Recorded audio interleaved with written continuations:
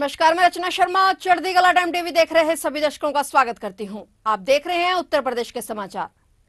मुख्यमंत्री योगी आदित्यनाथ ने कहा कि वित्त वर्ष समापन से पहले लोन वितरण कार्यक्रम पिछले साल की तुलना में 2 गुना है और पिछले 7 साल से तुलना करें तो 10 गुना ज्यादा लोन बांटा गया है। ये उत्तर प्रदेश की आर्थिक उन्नति का सबसे सशक्त और सटीक संकेतक है। इसके लिए बैंकों को भी बधाई देता हूं। विश्वकर्मा श्रम सम्मान और एक जिला एक उत्पाद योजना के तहत टूल किट दिए गए हैं। प्रदेश का 11वां और उन्नाव का पहला प्लेस पार्क भी तैयार हो गया है। मुख्यमंत्री योगी आदित्यनाथ ने ये बातें एमएसएमई क्षेत्र के विस्तार हेतु 30,826 करोड़ के मेगा ऋण वितरण कार्यक्रम को संबोधित करते हुए कही। मुख्यमंत्री योगी ने कहा कि एमएसएमई क्षेत्र प्रदेश के अंदर युवाओं के लिए रोजगार और स्वरोजगार की संभावना वाला सबसे बड़ा क्षेत्र बनकर उभरा है। उत्तर प्रदेश देश का पहला राज्य है जिसने एमएसएमई सेक्टर में पहली बार प्राइवेट औद्योगिक पार्कों का विकास किया, जिनका आकार 10 एकड़ से 50 एकड़ तक है। उन्होंने कहा कि यूपी देश का पहला राज्य है जिसने अपनी एमएसएमई यूनिट को 5 लाख रुपए तक की सुरक्षा दी है। एमएसएमई सेक्टर में अभी तक 40 लाख इकाइयों का पंजीकरण इस योजना के तहत हो चुका है।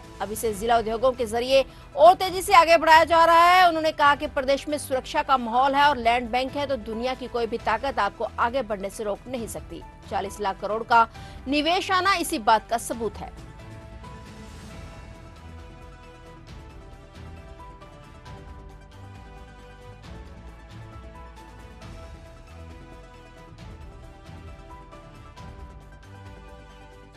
मुख्यमंत्री योगी आदित्यनाथ ने इन्वेस्ट यूपी के नए कार्यालय का उद्घाटन किया तथा इन्वेस्टर के साथ संवाद भी किया। मुख्यमंत्री योगी ने कहा कि बीते 7 वर्षों में उत्तर प्रदेश में निवेश के अनुकूल माहौल तैयार करने के लिए बहुत तेजी से रिफॉर्म किए गए हैं और आगे भी रिफॉर्म होने जा रहे हैं, क्योंकि यह आज की आवश्यकता है। यूपी को $1 ट्रिलियन की इकोनॉमी के लक्ष्य को प्राप्त करना है तो हमें अधिक से अधिक निवेश को आकर्षित करना ही पड़ेगा और इस दिशा में उत्तर प्रदेश पूरी तरह से तैयार है। इस अवसर पर निवेशकों ने यूपी में निवेश को लेकर अपनी राय रखी और सुझाव भी दिए। सीएम योगी ने सभी को ध्यान से सुना। इससे पहले सीएम योगी ने इन्वेस्ट यूपी की बुकलेट का भी विमोचन किया। सीएम योगी ने कहा कि आप आज देख रहे होंगे कि देश के अंदर इन्वेस्टमेंट कैसे होता है। यूपी इसका एक नजीर प्रस्तुत करता है। 40 लाख करोड़ रुपए के निवेश प्रस्तावों के साथ ही अभी हाल ही में ग्राउंड ब्रेकिंग सेरेमनी के माध्यम से 10 लाख करोड़ से अधिक के निवेश प्रस्तावों को जमीनी धरातल पर उतार रहे हैं। सीएम योगी ने कहा कि कनेक्टिविटी में आज देश के अंदर सबसे अधिक एयरपोर्ट उत्तर प्रदेश के अंदर क्रियाशील हैं। आजमगढ़ जिसके नाम से पहले लोग डरते थे, आज वायु सेवा से जुड़ चुका है। एयरपोर्ट, हाईवे, यूनिवर्सिटी वहां पर स्थापित हो चुकी हैं। सीएम ने कहा कि यूपी के अंदर टेक्नोलॉजी का उपयोग करके हमने इन्वेस्टर को विश्वास दिलाया है कि उन्हें कार्यालयों के चक्कर नहीं लगाने पड़ेंगे। हर एक इन्वेस्टर हमारे लिए अभिनंदनीय होना चाहिए। सरकार उसके लिए पूरी प्रतिबद्धता के साथ कार्य करेगी। आपने नए भारत के नए उत्तर प्रदेश को देखा है। इसमें आप अपना व्यवसाय भी लगा रहे हैं, अपना व्यवसाय भी कर रहे हैं, अपना उद्यम भी लगा रहे हैं। सुरक्षा का बेहतर माहौल है तो अत्याधुनिक इंफ्रास्ट्रक्चर भी हमारे पास है। एक्सप्रेसवे हो, हाईवे हो, रेलवे का है, डेडिकेटेड फ्रेट कॉरिडोर का बेहतर कनेक्टिविटी है। एयर कनेक्टिविटी में आज देश के अंदर सबसे अधिक एयरपोर्ट उत्तर प्रदेश के अंदर क्रियाशील है। मैं आज ही दिन में इस बात का देख रहा था कि प्रधानमंत्री जी ने परसों आजमगढ़, श्रावस्ती, चित्रकूट, अलीगढ़, मुरादाबाद एयरपोर्ट का उद्घाटन किया। क्या उसकी प्रोग्रेस है?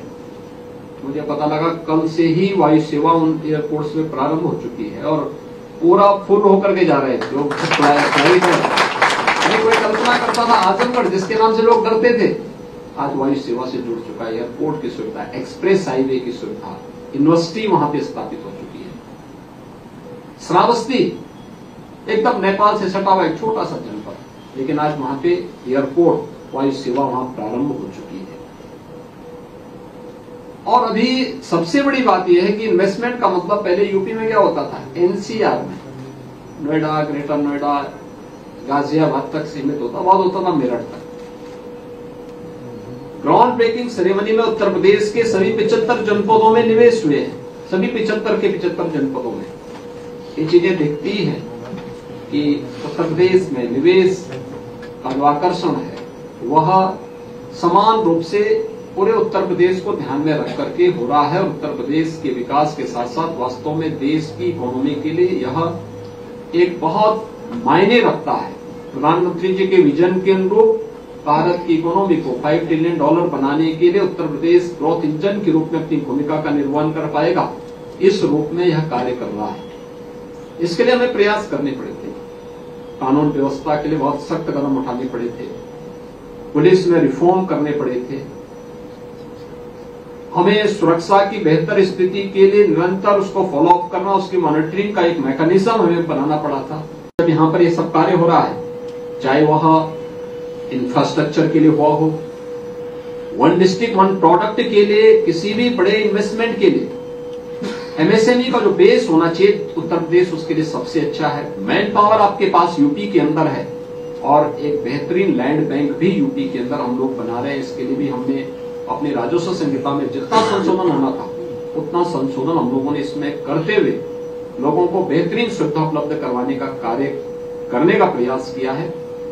एफडीआई की पॉलिसी लाने वाला देश का पहला राज्य है और इसमें भी हम लोगों ने जो इंसेंटिव देने की कार्रवाई की है, अभी हमारे और भी रिफॉर्म होने जा रहे हैं, क्योंकि आज की आवश्यकता है। यूपी को $1 ट्रिलियन की इकोनॉमी के लक्ष्य को प्राप्त करना है, तो हमें अधिक से अधिक निवेश को आकर्षित करना भी पड़ेगा, फैसिलिटेशन की सुविधा अधिक से अधिक हमें उपलब्ध करानी ही पड़ेगी और उस दिशा में उत्तर प्रदेश पूरी तरह तैयार है।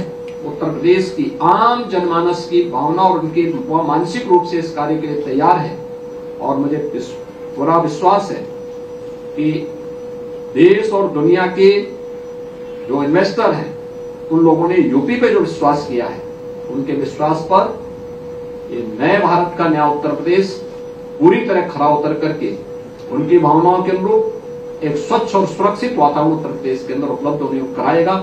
मुख्यमंत्री योगी आदित्यनाथ ने प्रदेश के जिलों से जुड़ी 11,000 करोड़ रुपए की परियोजनाओं का लोकार्पण और शिलान्यास किया। इसका आयोजन इंदिरा गांधी प्रतिष्ठान में किया गया। इनमें 3,419 विभिन्न जनोपयोगी परियोजनाएं शामिल हैं। 3,150 परियोजनाओं को शुरू किया जाना है। ये शहरों के विकास से जुड़ी हुई हैं। इस दौरान सीएम ने कहा कि नगर विकास की 11,000 करोड़ रुपए की परियोजनाएं केवल परियोजनाएं भर नहीं बल्कि ये पीएम के विकसित भारत संकल्प की दिशा में बढ़ाया गया एक अहम कदम है। हम सबका संकल्प विकसित भारत होना चाहिए। विकसित भारत के लिए विकसित उत्तर प्रदेश आवश्यक है। विकसित उत्तर प्रदेश के लिए हमारा एक एक नगर निकाय आवश्यक है। सीएम ने कहा कि पहली बार नगर विकास विभाग की ओर से इतने बड़े पैमाने पर योजनाओं का लोकार्पण और शिलान्यास हो रहा है। 7 साल पहले नगर विकास विभाग का जितना बजट था उसका 3 गुना एक साथ लोकार्पित शिलान्यास हो रहा है। सीएम ने बताया कि 112 नए नगर निकायों का गठन हुआ, 3 नए नगर निकाय भी बनाए गए, नगर पालिका परिषद और नई नगर पंचायतें गठित हुई, उनके क्षेत्रफल को बढ़ाया गया। स्मार्ट सिटी और अमृत मिशन के साथ ही ऐसी तमाम स्कीमें लाई गई जिनकी ईज ऑफ लिविंग के लक्ष्य को प्राप्त करने में बड़ी भूमिका है। उत्तर प्रदेश देश का पहला राज्य है जो सभी नगर निगमों को स्मार्ट सिटी मिशन के साथ जोड़कर काम कर रहा है। इस नए भारत के, इस नए उत्तर प्रदेश की इस गति में जब प्रदेश का हर नागरिक सहभागी बनता है तब प्रधानमंत्री मोदी जी की विकसित भारत के जो संकल्प है उस संकल्प की प्रतिपूर्ति होती है। और सचमुच ये हर भारतवासी का संकल्प बनना चाहिए कि हमारा देश विकसित भारत बने। हम सब, क्योंकि विकसित भारत का मतलब भारत के हर नागरिक के जीवन में व्यापक परिवर्तन करना, उनके जीवन के माध्यम से लोगों को उन बुनियादी सुविधाओं को पूरा करने में योगदान देना जिसके लिए नगरीय क्षेत्र में वह जीवन यापन कर रहा है। और थोड़ा भी हम चेंज दे देते हैं, सुरक्षा देते हैं, थोड़ा सुविधाएं बढ़ा देते हैं, उनकी सुनवाई शुरू हो जाती है। कैसे इसमें परिवर्तन होता है? उत्तर प्रदेश में जब हम लोग 2017 में आए थे कुल 24% आबादी नगरीय क्षेत्रों में निवास करती थी और आज मुझे बताते हुए प्रसन्नता है उत्तर प्रदेश में 30% से अधिक लोग नगरीय क्षेत्र में वर्तमान में निवास कर रहे हैं। और मेरा अनुमान है कि अगले 5 वर्ष के अंदर उत्तर प्रदेश के अंदर ये आबादी बढ़ करके लगभग 40% तक पहुंचने वाली है। 40% की इस आबादी को बुनियादी सुविधाओं से आच्छादित करना, इसके लिए 112 नए नगर निकायों का गठन हुआ है। कुछ नए नगर निकायों के गठन की कार्रवाई को हम आगे बढ़ा रहे हैं। नगर निगमों के क्षेत्रफल को बढ़ाया गया है। 3 नए नगर निगम भी बनाए गए हैं। नगर पालिका परिषद का गठन हुआ है, नए नगर पंचायतें गठित हुई हैं, उनके क्षेत्रफल को बढ़ाया गया है। स्मार्ट सिटी और अमृत मिशन के साथ साथ तमाम ऐसी स्कीम लाई गई है जो ईज ऑफ लिविंग के लक्ष्य को प्राप्त करने में जिनकी बड़ी भूमिका हो सकती है। तो ये थे उत्तर प्रदेश के समाचार। और नए समाचारों के साथ फिर से हाजिर होंगे, तब तक के लिए देखते रहिए चढ़ती कला टाइम टीवी।